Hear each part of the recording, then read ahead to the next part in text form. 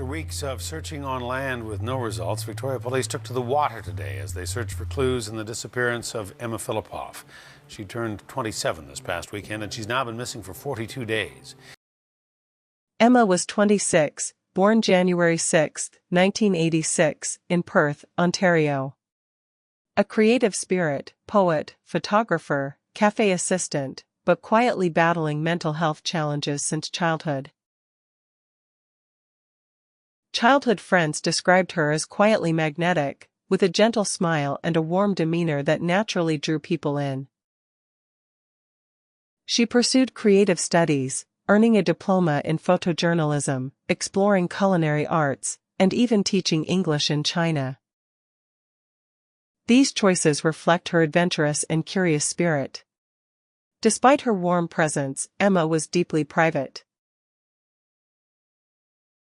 She seldom shared her feelings, even as she battled mental health issues dating back to around age 11, including depressive episodes, obsessive routines, and paranoia.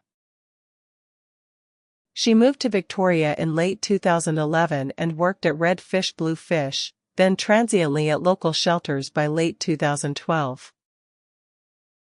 Just a week before her disappearance, she made erratic phone calls to her mother Shelley wanting to come home, then rejecting the idea. She was in tears, and she said, "I want to come home." And I said, "Absolutely, honey. You can always come home. You always have a home." In her final call, she broke down, saying, "I don't know how I can face you." On November 28, 2012, Emma's final call came around 4:30 a.m., in which she told her mother, "Don't come, Mom. Not today." Shelley later discovered those calls came from the Sandy Merriman Women's Shelter.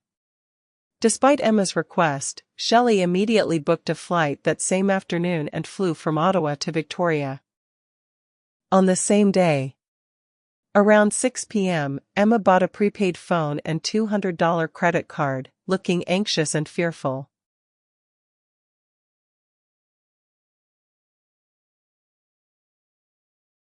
She hailed a taxi to the airport but exited early, reportedly due to fare issues.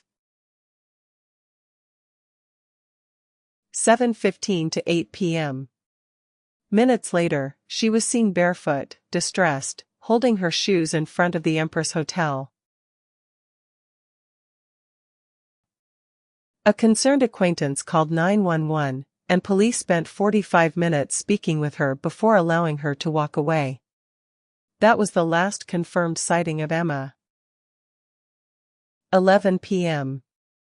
Just hours later, her mother Shelley arrived at the shelter and discovered Emma was gone. 5 days later, Emma's credit card was used at a Colwood gas station, discovered by a stranger.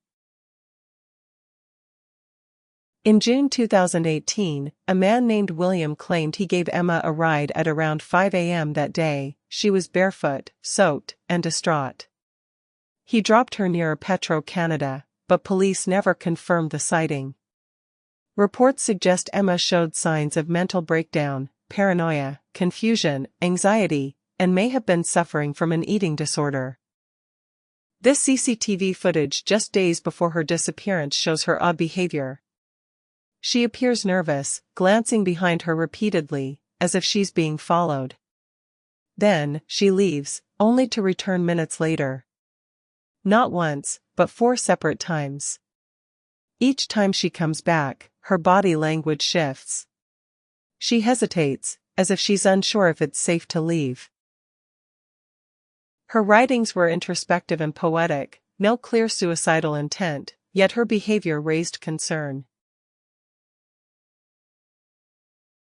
Victoria Police have followed over 200 leads, searched with dive teams and cadaver dogs, all without resolution.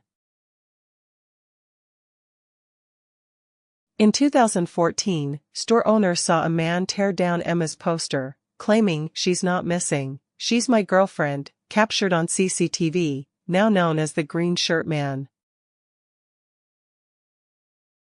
His angry behavior with the poster and direct claim of relationship to Emma makes him one of the few persons of interest after her disappearance.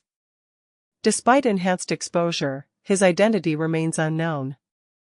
Investigators believe just one person could break the case by coming forward.